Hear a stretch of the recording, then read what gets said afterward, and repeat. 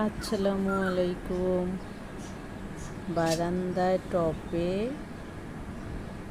বোম্বাই মরিচের গাছ লাগিয়েছি। সুন্দর বোম্বাই মরিচ হয়েছে। গাছে পাতা নেই, কিন্তু মরিচ সুন্দর হয়েছে।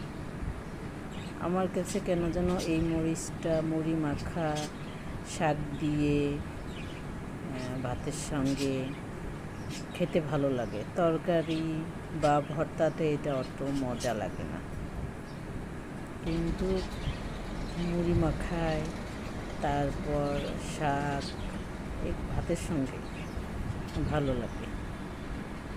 আমার খুব শখের একটা মরিচ গাছ।